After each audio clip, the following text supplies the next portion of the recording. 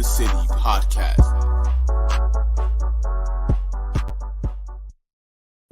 And we are back, another edition of Keys to the City. I am your host, Trevor Keys, alongside the big brother, Ted Keys, and the Joseph Aguirre. What a show we got for you today. Talking about Game 3, as I like to call it, Ted, the step-up game. Why am I calling it that? Because there's a lot of players that need to step up in this NBA Finals. Plus, we'll start talking some NFL. To pay your quarterbacks early, we've talked about this multiple occasions in the past couple of years, but we're back to this question. Is it time to pay these young quarterbacks, or do they want to play the waiting game and kind of set yourselves back and trying to, give up a lot of money to those young, great quarterbacks? But we have the Joseph Aguirre here because, we love talking New York Yankees baseball. And what a season it has been so far. The first team to 40 wins this year, 40-15 currently. And I just had a quick stat. So they started 38-15. It was the best 53-game start in the past, 40 or 50 years. The only teams that have done it before were the 2016 Cubs, won a World Series, and the 2020 LA Dodgers, won a World Series. So if that says anything, it could be a sign of things to come for the New York Yankees. But guys, you look at this team. Hold on. You look at this team overall, and the way they've been doing it all. They've been hitting well. They've been pitching well. Lights out from the rotation. Lights out from the bullpen. Even the managing has been, we haven't really had many complaints. So, Ted, I'll start with you on this. To you, what is the biggest contributor to the New York Yankees' early season success? I know it's over 50 games, but still, you still got over 100 games left. So to you, Ted, what do you think is the biggest contributor? It's the starting pitching and the health of the starting pitching. I meant to send you this article from the fangraphs.com. They did a huge thing on the Yankees because they were talking about the Yankees. And you were right. Best record through 55 games. I mean, only the 2001 Mariners were 42-12, and then that 98 Yankees team was 41-13. I know that's 54 games. I didn't get the 50. The article was written on June 6th. They probably won. They probably won. But Trev, I don't want to scream numbers, but I wrote it down. I want to make sure I say it properly, so I'm educated when I say it. Just go on with it. Go on with it. Listen, well, I know how you like to jump. You don't need to say that you're. Just go with it. Are you going to start with me already? We're not even. Just say it. Here we go. So I'm not including last night's game for the Twins last night, even though we won again by 10-4. Talion only pitched 5 innings, but dominant on the offense. But it's the starting pitching. It's the health of the starting pitching. Last 15 games for the New York starters, they have thrown at least 6 innings in 14 of the 15 games. That's something we've always talked about. It was always just get to 5 and the bullpen take care of it. But the starters are eating up more innings, which makes the bullpen more efficient, especially with guys like Chapman, Britton, Chad Green, all out on the IL right now, right? The exception being a scoreless 5-inning start call up by J.P. Spears, the first start of his career. We know about that. 4 times in that span, the Yankees have gone at least 8 innings, and 6 other times they've gone at least 7. Over that stretch, the starters have a 1.15 ERA. I'm not going to give the other stuff. Strikeout rate at 25% and held opposing hitters to a 158 batting average, 205 slugging, and 234 on base percentage. They're dominating the pitching, and it's similar to what the game is in football. Defense dominates, even though offense gets all the publicity. But we saw it in the Super Bowl. The Rams defense was so dominant. They were able to control the ball game. They won championship. This Yankee pitching staff, I want to go back about a year ago, right? We knew we had Cole, right? But Severino was out, all right? We didn't have Nestor Cortez at that time. Jordan Montgomery, Taillon, they were all new guys coming off injuries. And, listen, we had Corey Kluber had not pitched in over a year, right? So you got guys who had really – they were coming off of either injury concerns and whether on one-year deals, or we had guys who didn't have a full season under their belt. Now you have guys like Cole, and I'm going to use him as an exemption because we know what he's about. But now you got a guy like Cortez who's dominating baseball right now. He's got the best ERA in baseball. And he's been doing this more than just the last 4 months. It's been since last year. Taillon has been pitching much better. He's gotten off of the sliders, come more to a heavy sinker. Him and Montgomery have been much more dominant. They've been more consistent. And Joe has talked about this last year when the Yankees, he was like, if we get Severino back, that's your backup ace. Right then and there, you're going to get him for the stretch run. And he's pitching like the guy that we saw 3-4 years ago. For me, we always knew the offense was good enough. It wasn't never about the offense, right? We expect them to score runs. They lead the league in home runs. but it's the starting pitching. Their consistency every night to get 6, 5, 6, 7 innings, dominant baseball, less than 3 runs. It just makes everything about them great. And the health of the starting pitchers is, for me personally, what's been dominant. I can give you a bunch of other numbers where they got the lowest walk rate in baseball. Their home run rate is 0.79 per 9 innings. And I mean, the strikeout to walk ratio is also tops in the league. These are all significant things that they have not had or experienced in the past 3 or 4 seasons. Joe, what do you think? So let me point out in game 1 here against the Twins, 3 errors in the game. They've been super tight on defense, but we're again able to overcome not only bad defense, but bad starting pitching last night, which is, Teddy just said, hasn't been the case all year. You expect that. That's going to happen throughout the year. It's good to see that this team can find ways to win. 6 walk-off wins, which leads baseball. Again, another sign of the right direction. Yep. I'm gonna just slightly disagree with Ted because the starting pitching clearly is key here. Nestor Cortez, the biggest surprise of baseball. For me, the rest of this rotation is doing what they're capable of. In his last 8 starts, Garrett Cole's got a 2.03 ERA. After a rough start, 6.55 ERA, his first 3 starts, he's on track.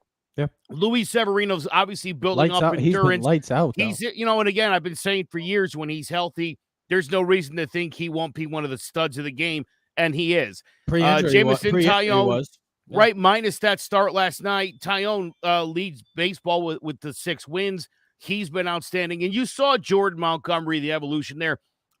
So a lot of what's happening with the starting rotation, you could almost say, to be expected. Yeah. Pleasant surprise. Everyone's been perfect, and the health has been insane. Yeah, but let's don't talk you about how consistent they have been? Like, listen, of course, perfect games. Of course, it's insane. They've been great. Again, I'm just going to disagree with you because we got to talk about some other people. Let me put it to you like that instead. I got something for you though too. That starting pitching has been great, but let's talk about Klay Holmes, who's got a 0.90 ERA since he became a New York Yankee at the trade deadline last year, an 0.34 ERA this year. He's been absolutely outstanding. You look at the Yankees, and we talk about how healthy they are, but if you look at the disabled list, it's actually filled with guys in the bullpen. It's Chapman, it's Britton, it's Jonathan Loaizaga. It's all relievers. Hill, Chad Green. I mean, Britton. I mean, you can go on and on. These are guys that have carried us the past 3 or 4 seasons. It doesn't matter who they seem to throw in that bullpen these days. Everybody seems to get it done. So they've been outstanding. Now, here's the other thing. Look, the offense is what it is, and they've, again, been able to win the close games. They've been able to blow people out. But let's talk about Aaron Judge for a minute. In his last 40 games, which coincides with this ridiculous run these guys have been on, he's hitting .333 with 21 homers and 43 RBI. It's pretty good. Aaron Judge, I mean, tell me I'm wrong. He seems to put the Yankees up 1-0 all the time. Seems like in the early innings too. It's like right off the bat, Joe. It's like 1-0 because, like I said, we don't get. I don't really get to see the Yankees a lot. I have to go on certain websites to go find them because I don't have Yes Network. So I get a lot of texts. I get a lot of updates from Ted. I get a lot of updates from social media. And you always just see like one of the first highlights is like, oh, an Aaron Judge Oppo home run, or Aaron Judge a liner down the line or something like that. It's just like he's just always getting on base and he's just hitting the crap out of the ball and well deserving of this contract. I know it's cliche what I'm going to say, but I can't decipher which is the biggest contributor because the hitting has been lights out, even with some of the injuries. They've been clutch hitting. They've won by, like we said, blowouts. The pitching, as we know, this starting 5 rotation has a win-loss record right now of 21-5. All their guys have 1 loss right now. Taillon has 6 wins. Cole has 6 wins. Cortez has 7. Montgomery should have like 6 wins. I was going to say Montgomery should have 5 at this point. Severino has 4 or 5, and then Montgomery is 1-1. But my thing is you look at those 4 guys. Those 4 guys right now, maybe with the exception of Justin Verlander, has a golden opportunity to start the All-Star game. And we're looking at possibly 4 or 5 guys from the Yankees starting rotation. And then you look at their bullpen. I mean, Michael King has been lights out, 2.9 ERA. And then Klay Holmes, well, he could be the ultimate definition of lights out because he's literally been a 0.34 Not bad pickup ERA. for Pittsburgh. And that's the thing also is that the pitching in the bullpen has been so great. But this offense, they got a plus 108 run differential right now. They're only second behind the LA Dodgers. They're 23-7 at home. They are 17-8 on the road. And they're the first team in 40 wins. So I can't really decipher, guys. And another fact, their pitching staff the last 11 games, only 16 runs. Now, I know they haven't played the greatest competition, but still, you're playing a professional team. Anytime you could shut down an offense, doesn't matter who you're playing, you're doing something right. And I really can't sit here, guys, and say, well, it's the bullpen. Oh, you could say the starting rotation. Oh, you could say that Aaron Judge, you have the MVP of the entire baseball world right now.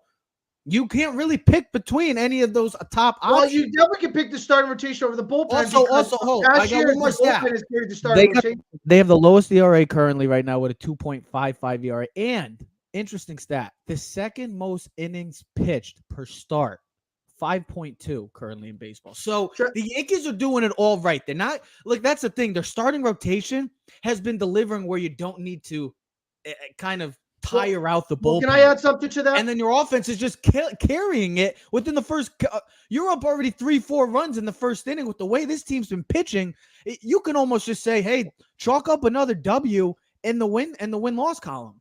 Well, if I can add something to that, Joe has spoke about this, I know, in the past couple of years with a lot of the injuries, but consistency, the lineup consistency, right? Like, we don't have 5 different lineups. We know who's going up at bat. Like, DJ last night, back to the leadoff spot, 3 for 3 last night. Gets on base, Judge, boom, home run. Stands back in the lineup. We know what he provides. That's what I'm saying. There's no true contributor. It's a we whole know, and group listen, game. and also, well, and I would say this, like Joe has talked about, and then I just want to add one stuff, and I'll let Joe finish, was Joe has always talked about the lineup, like knowing when you come in at baseball 1 o'clock in the afternoon for the light o'clock game, you know you're batting 5th in lineup. You know you're playing third base. It's not like, well, I don't, because I think everyone now knows their role. I really think if they were not knowing where their role was at, the team would not be playing as well. And I think they're gelling because Glaber's like, okay, I know I'm going to be a spot starter 3 days a week. I'm going to be mixing in DJs at short and second, whatever. You know, DJ's good. Everyone's rest. Everyone's healthy.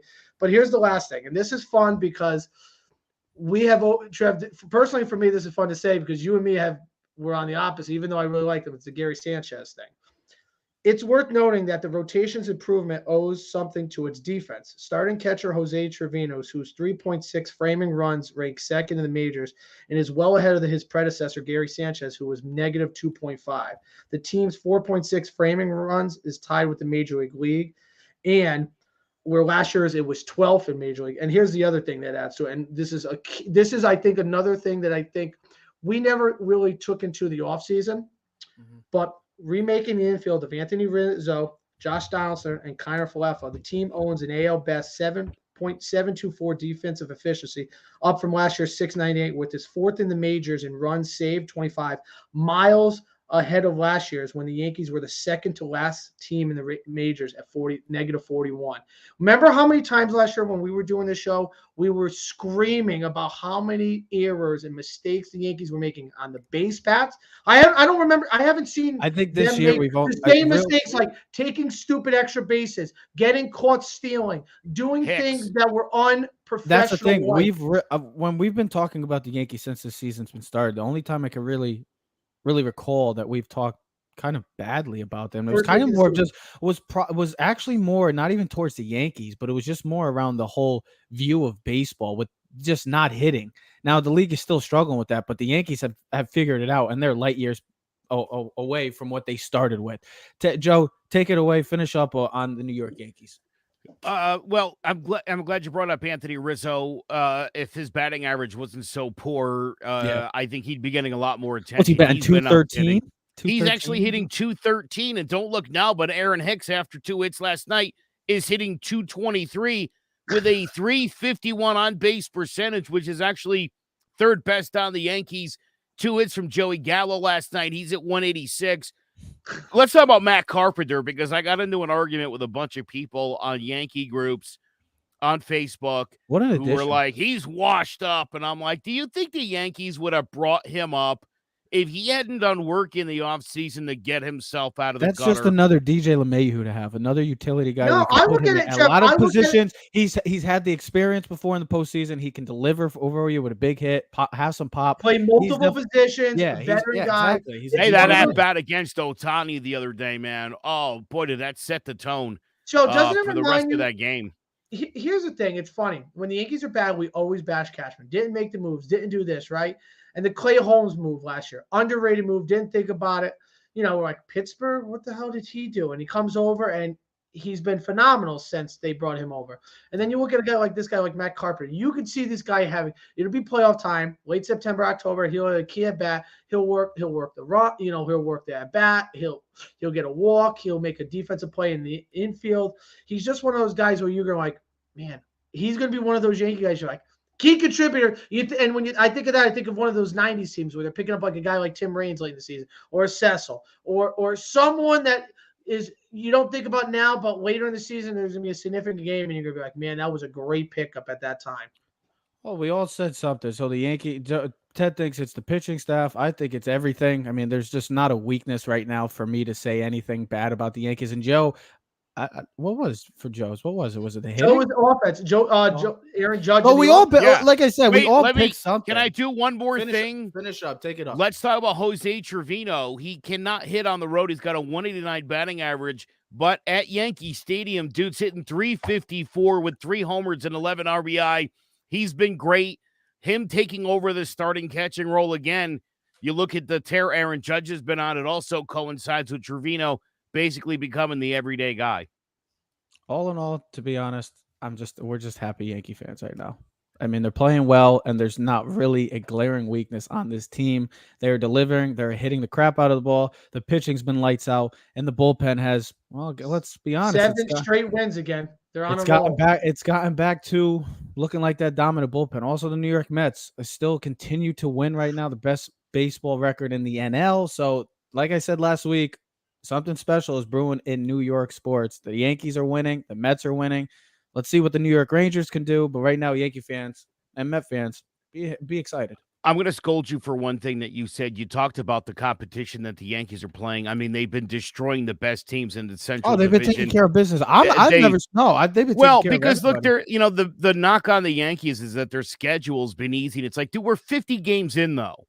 Yeah, We're like a exactly. third of the way through right? the season. It's not even like 20. It's not They're even like 20 fattening or up like on an easy schedule. It's like, no, Yeah. they're beating the bejesus out of everybody. Everyone. They're playing Yeah. righties, lefties, day games, night games, home, road. It doesn't matter where these Yankees are. And I think it's important to note, look around the rest of the league. There are a ton of underperforming players and teams, and it just goes to show how much better right now the Yankees are than everybody else. The talent on the Yankees, you look at the Mets, you look at the really talented teams where you know the guys, you shouldn't be surprised where most of these teams are sitting right now. The Angels, by the way, suck. Let's just put it out there. Mike Trout is the most overrated person who's ever existed in any sort of competition. I'm going to put it out there. They're terrible. And it's all his fault. And now he's hurt again. Did you see that?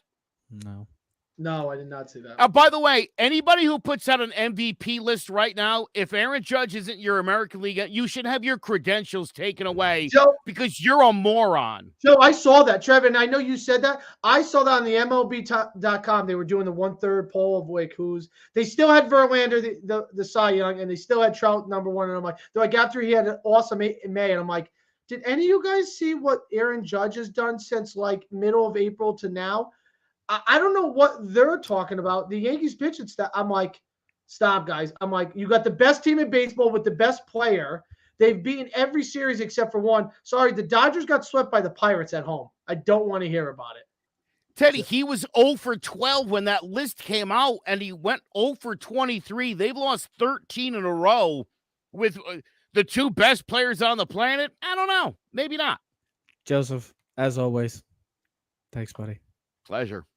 I'll see you next week. You got it. Ding. So that was the Joseph Aguirre. We're only doing one show, by the way, this week because Ted will be away for a bachelor party with one of his best friends. His lifelong friend is getting married, so he will not be around. Maybe Trev will be back. We'll be discussing more later on maybe in the You're week not or supposed to next spread week. the news, bro. Going to a bachelor party for your best friend's wedding. Shut up. It's a I'll tell celebratory. you, you look sexy in that light blue shirt, bro. You look Thanks. Good. You look good. I appreciate it. I gotta shave a little, but I Yeah, just you got definitely got to trim it. They're looking a little thick. Nah, this beard looks good, bro. This Do you is think the nice. hair looks better today? You think No, looks it better? doesn't. Look, it looks terrible. It looks terrible. Speaking of terrible, other than the name Steph Curry, there's been a lot That's of fresh terrible today. play in the NBA Finals right now. Now, I know tonight it's game 3, but Ted, I'm calling this the step-up game. And why do I call it the step-up game? Because let's be honest. You like the dance? Other than, I do like to dance, but other than the number 30, most of the players in this Finals have either been disappointing or too inconsistent. And there is a big problem with that because you have talent all around on these courts between these two teams, and there's too much inconsistency as an NBA fan to be seeing this. And it's kind of disappointing. And maybe is a reason why the ratings, shockingly, have not been very successful in this Finals, which I was very, very surprised to see when I saw that last week. Ted, to you, the step-up game, and I might even have another question to branch off of this, of two specific players, probably the two of the most impactful players on this in this game Finals. But to you, I mean, you could pick a Celtic, you could pick a Warrior, you could pick just one player. It doesn't matter. To you, who needs to step up in this NBA Finals?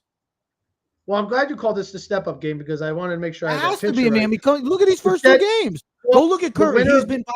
Curry's by far been the best player in this Finals. Nobody else has been a close second. So ESPN had posted a stat saying the winner of Game 3 Finals, when a series is tied 1-1, not a 2-0, Yes. Mm-hmm. the winner of Game 3 goes on to win the series 82% of the time, which means good. in professional sports, that's as guaranteed as it gets. I mean, 87% is pretty guaranteed, at least in my book. I don't know how other people see it, but that's why the importance of Game 3 tonight is significant. Now, if you ask me a prediction, I think the Celtics will win at home tonight. I think they'll rebound. But me personally, we were talking about this. I had it down to two players. I said, personally for the Celtics, I think it's Tatum. And you're like, well, that's stupid. He's the best player. I'm like, I never said that. But no, I'm not saying, but people don't accuse me. I don't know who you're accusing. But you look at Game 2, he had 28 points, but it didn't even seem like he had 28 points. And I wrote this stat down today because I was thinking about Tatum and how I could relate this. But the biggest thing I noticed with the Celtics is their turnovers. When they play efficient basketball and Tatum doesn't turn the ball over, they win. Boston's record when they have less than 15 turnovers in this playoffs this year, they're 13-2. So it's almost a guaranteed win. When they record 15 plus turnovers, they're 0-5. Game 1, they had 12 turnovers. Well, they won the series. Also, they got hot. They scored 40 points in the fourth quarter, and one of the best fourth quarters ever. But in Game 2, they had 19 turnovers. And I wrote this down. What was it? I wrote, I apologize. The Golden State Warriors had 33 points off of those turnovers. Mm-hmm. And the reason why I say that's significant stat is because Tatum right now has been their point guard, has been kind of their leader. They're kind of like everything has been going off him. Even though Marcus Smart is a point guard, everything kind of feeds off of Jason Tatum. And he did not play, he played careless, I thought, basketball. Too many mistakes, too many turnovers. You want to listen, James Harden, Kobe Bryant, Giannis, those guys are not point guards, but they control the ball. They take the ball up to the court and they kind of sometimes dominate and everything kind of rolls off them with the pick and roll. So he's got to be much more efficient. He doesn't have to be 30, 40 points. He can have another 28-point game, but he's got to be more efficient. He has way too many turnovers. He was too careless of the ball. For me, he's got to step up and he's got to play better if the Celtics are going to win the series. And I also think the Celtics too, if they're going to win, they got to play much better in the third quarter. The Celtics have been outscored in the third quarter, the first two games, 73-38. So, and we know Golden State always seems to dominate. For me, though, on the other side, it's Klay Thompson. And you're like, well, why Klay? I think if Klay's playing his best basketball, and he did in most of the closeout games in the past two series, that's when they become unbeatable. Because I feel like Curry gets his. Jordan Poole will find a way to get his. I think he's starting to catch a stroke. He might struggle a little bit tonight in Boston, but we'll see. But I don't expect him to be 25, 30 points. I expect him to be anywhere from the 18 he did to 24. It in the regular season, so he has the capability to absolutely. be a 20 to 25 point He can be their best player. Yeah. But if you can get the second splash brother to be 85-90% of what he was before his double injuries, they'll be unbeatable. Because when he's splashing from deep, it's game over. Yep. Wave pool, water goes over the thing. The game's over. Because they have so many ways of beating you defensively. Jordan Poole, Draymond's a bit, Kevin Looney, Curry. If Klay's rocking, bro, it's like, who do you guard then? And it makes him so much harder to defend. And we saw it. What was it? Game 7 against Memphis. Against Dallas. Game 5 against Dallas, he took care Dallas. of business. Klay Game 6 Thompson against, was the best player, and they blew the two teams out. And look how much better Golden State looked offensively when Klay Thompson, was draining him. Bang, bang, and how he can get on a roll. So me personally, if Klay Thompson can play what we think Klay was before he had the multiple injuries and start splashing from deep, the party's over. The pool party's over. Yeah, you can pull the trophy out and it'll be done in 6. Yeah, other than Steph and probably Larry Bird or maybe Reggie Miller in all time, there's no guy that when he's on, there's no better player maybe. And I mean, he just doesn't miss. Those two guys are probably top 5 shooters of all time. Klay, without question. Here's my thing. Reggie Bird. Here's my thing about this is everybody says, yeah, Tatum's been very actually pedestrian. If you look, his first 2 games, he's averaging 20 points a game. 5.5 rebounds, 8 assists. Not bad. It's not great scoring wise. Shooting, he's shooting 30% from the floor, 15% lower than a season average. So think about that. This is just the way he's had the turnovers. He struggled the other night with turnovers. But to me, who is more important to this team's success? It's easy. Well, more important. It's Klay. Did you?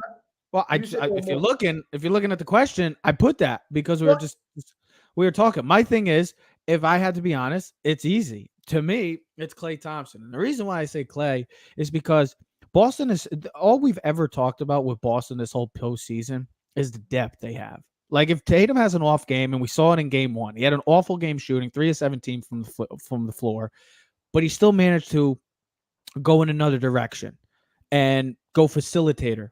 And that's okay. But then there's going to be games like the other night where, he had 28 points, but he was awful. He had a minus 36 plus minus on the floor, the worst of his career. So this is a guy that even if he has an off game like he did in game 1, they could still win. He doesn't have to, like Ted said, he doesn't have to chuck up 30, 40 shots and have 45 points a game.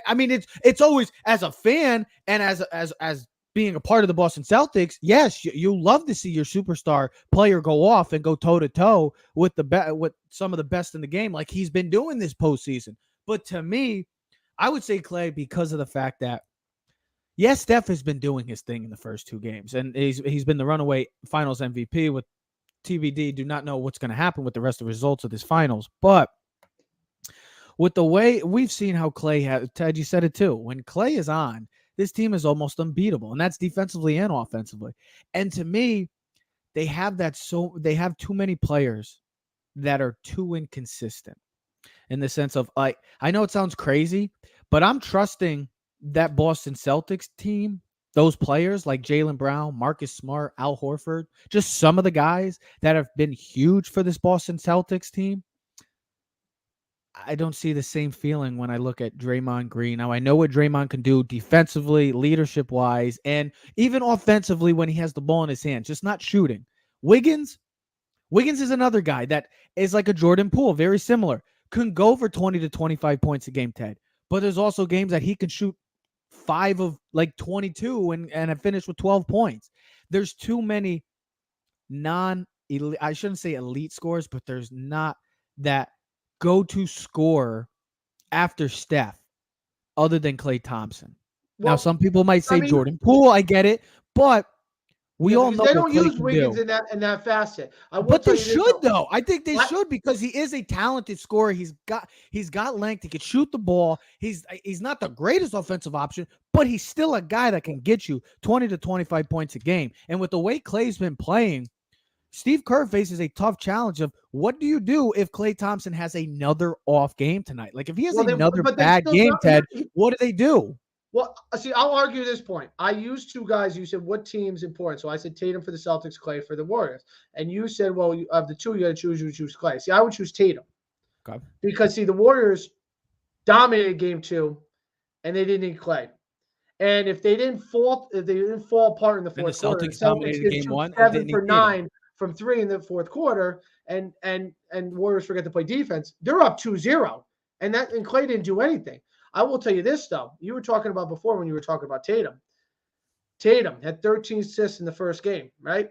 Didn't play well in the second game, facilitating or scoring. But when he does assist, the victory brought, what was it? He had 13 assists. The victory brought Boston to 17-2 and 895 winning percentage this season when Tatum hands out at least 7 assists, the best record in such games among all players with at least 15 of them. So tonight, what do I need from Tatum? I need 27, 7, and 5. I need 5 rebounds. I need 27. I need 27 points. Don't be careless with the ball. I need at least 7 assists. I need at least 5 rebounds, but I need less turnovers. I need personally 3 or less turnovers. I think he gets the 5 turnovers. The team will probably get somewhere else. They'll have too many turnovers. He's got to be more efficient with the ball because we know both of these teams can score. They both play great defense. That's what makes them phenomenal. They both can score in multifaceted ways, but they can play great defense. And I said before, game 2, all those turnovers, what was it, 19 turnovers I said? Golden State turned them into 33 easy points. Yeah. So, listen, we talk about this in football, the big play action, right? And I'm not saying play action play, but big plays. You're not going to be able to sustain 7, 8, 9, 10 plays drives consistently through a game. Once in a while, it's nice to get an easy layup. And I say that in basketball terms, it's nice to get the easy fast break layup for easy buckets because too many times, especially now in the NBA Finals, everything is a struggle to get every point. So be efficient with the ball. If Tatum plays well tonight and does not turn the ball over, Celtics win. Yep. If he is pass happy and starts turning the ball over like Daniel Jones, they will lose this game and Golden State will go up 2-1 and more likely, like I predicted, win in 7. Now, that's also the thing, just to finish up, well, I know we're talking about Tatum and Klay, and because those two guys, how important they are to their team's success, but this also goes for Jaylen Brown. This goes for Marcus Smart. This goes for Andrew Wiggins, Draymond Green, Jordan Poole. All these guys with the last name Curry has been too inconsistent in this finals, and they need to step up. This is game 3. This is a huge, huge game for the Boston Celtics, a huge game for the Golden State Warriors. As I like to call it, yes, it's game 3 of the NBA Finals, but this is the step-up game because there is a boatload of players that need to step up because it just hasn't been panning out so far early on in this finals. Ted, who do you got tonight quickly? And then we'll get over to our I said it before. I said when we started this part of this section of the show, I said Celtics. I think they'll win, rebound at home. I think the crowd is going to be a major factor. We're both on this. I got the Celtics winning tonight too. I think they bounce back. I think Tatum has one of his I think Tatum has one of his better games of the postseason, scoring wise too, efficiently from the floor. And I expect this to be I expect this to be too the most competitive game. Let me throw one more other thing. I think this is going to be a really good game too. I hope. But we thought this in the Miami series too, and then Miami came in. Yeah, we can only hope. Since March 30th, which we're going on about 3 months right now, the Celtics have not lost back-to-back games. So that's part of my. They don't lose after following a loss. So they haven't lost back-to-back games since March 30th. Nope. So that's my other philosophy of thinking on this. That the Celtics will rebound. Having the multiple days off because, in basketball, they need 5 days off between each game where hockey players can get hit by a puck in the face and they play the next day. But whatever, that's a whole nother story. That's a whole nother story.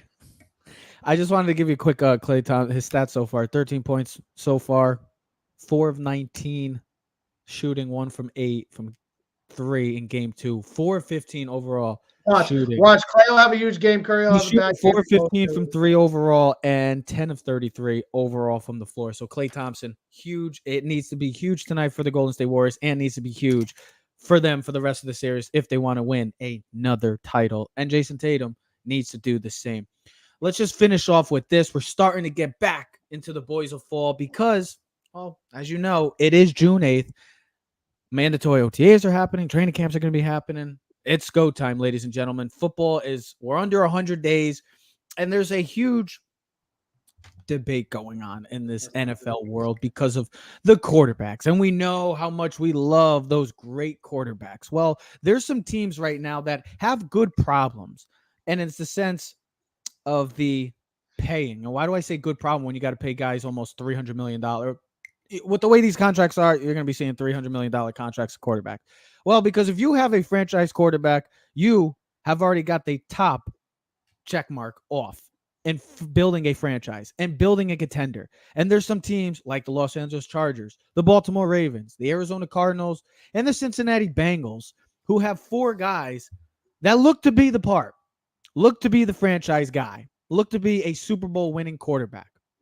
So, Ted, these teams, specifically, I know we're going to wait. The Herbert and Burrow thing, that's going to happen eventually. But Lamar and Kyler are just a whole different animal because these are 2 guys that, well, let's be honest, they're game changers. Not just because of their arms, it's because of their legs and what they can do offensively. Do you wait to pay these guys, or do you continue, or like, do you pay them? Do you pay them, or do you hold off and trying to hope that, well, the money ain't getting any cheaper, Ted? So let's have the conversation we had yesterday on the telephone when we were just kind of BSing, because that's what this should be right now. You got to pay them because there is very few elite quarterbacks. And when I say elite, I mean like real starting quarterbacks that give you a realistic opportunity to make the Super Bowl. Like, if I can reference this to the Giants, because we are Giant fans and we'll talk about this. You either have a quarterback for your future or you have no one. Yeah. And you're just like pedaling along, staying afloat in the water until you drown or find that boat that comes by and picks you up. Yeah. The Giants have been drifting out to sea on a life raft and could drown.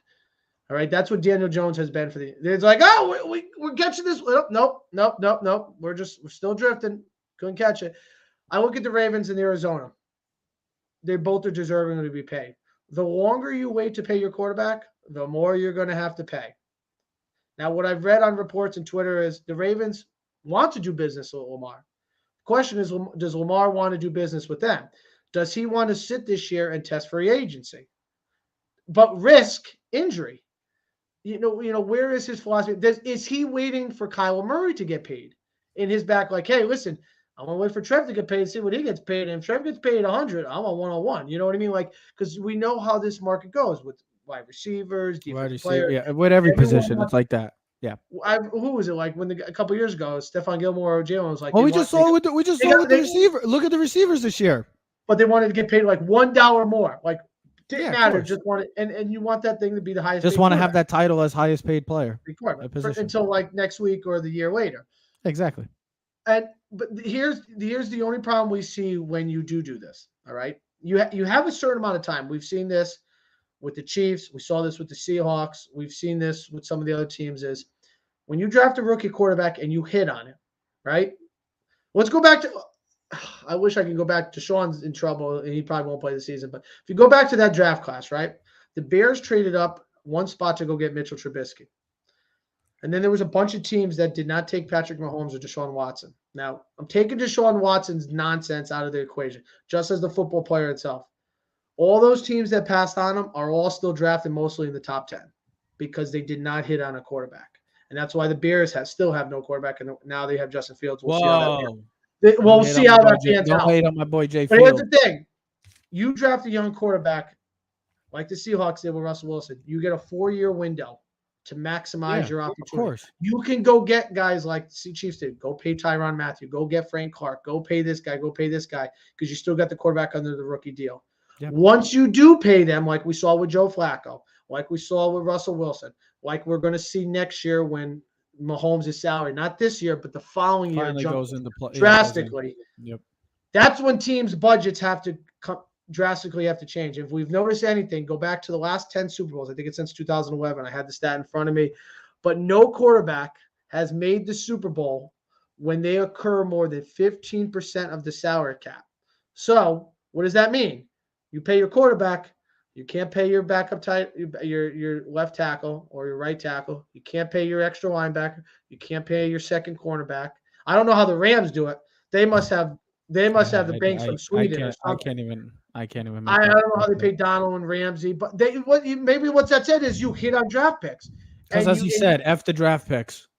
F draft picks and just pay everybody because it's LA, it's Hollywood, and it's worked out for them. My thing is this: pay them now. Like if I'm the Bengals and the Chargers, now it's in the salary cap structure. You have to wait at least 3 years.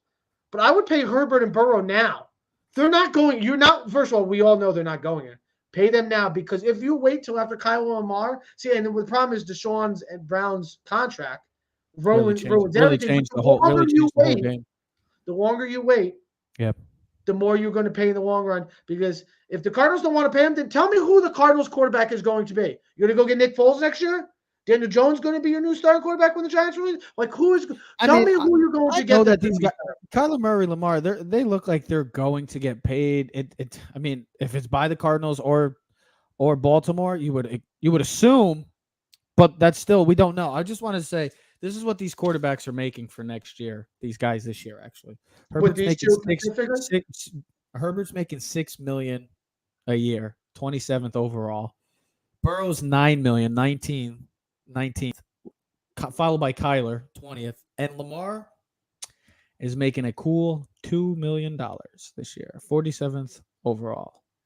$2 million average. That's wild because that's how much he's getting paid average per year. He's ranked 47. There's guys. Let's see. Hold on. Let's see if I can find them. Oh yeah, there's guys like Taylor Heineke, Kyle Allen, CJ Beathard, Mike White.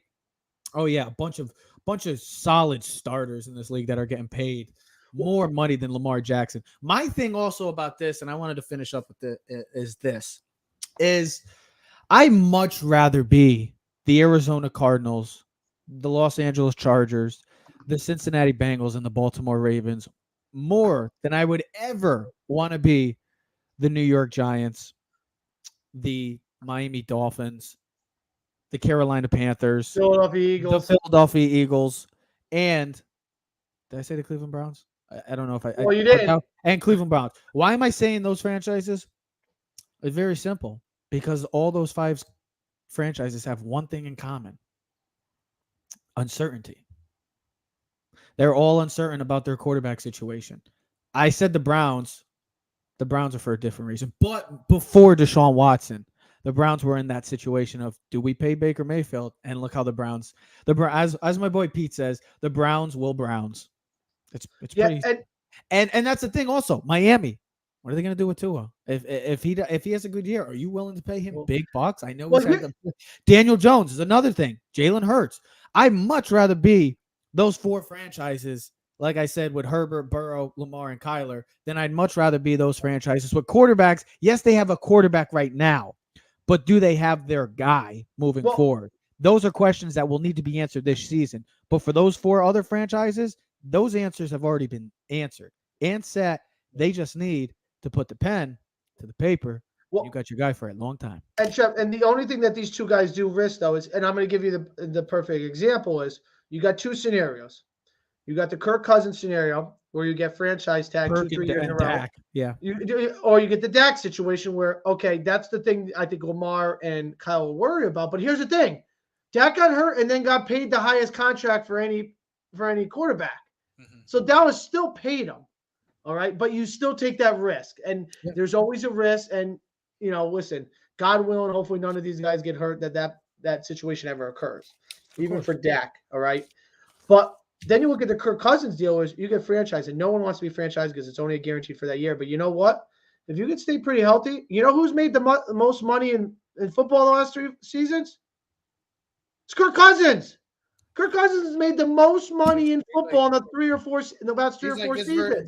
This decade's version of Sam Bradford. He has learned how to use the system. Now, of course, he's manipulating the system as best as he can. He's not getting hurt, but think about it. He's had the multiple franchise tag, and then he's gotten the guaranteed contract from Minnesota. They're not big deals, but they're guaranteed. And that to win nothing. Good for him. He's done a hell of a job. Look, he's done a hell of a job, just like Sam Bradford has. Those guys have done a hell of a job of really.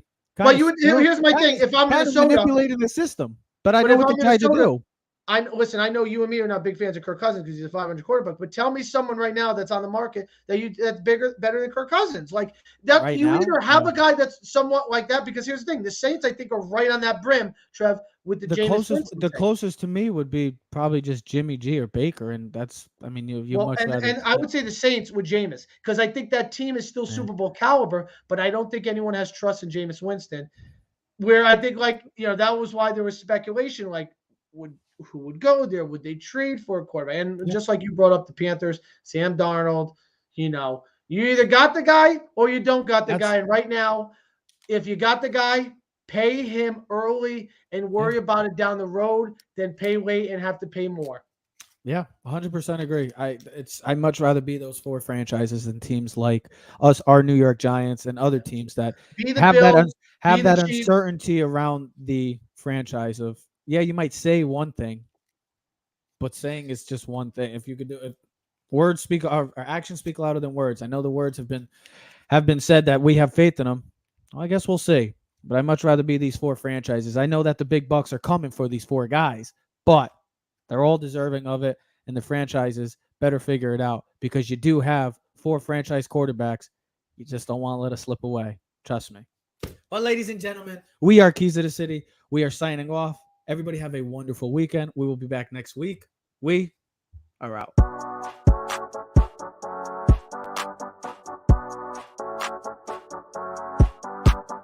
You are now in tune to the Keys to the City podcast.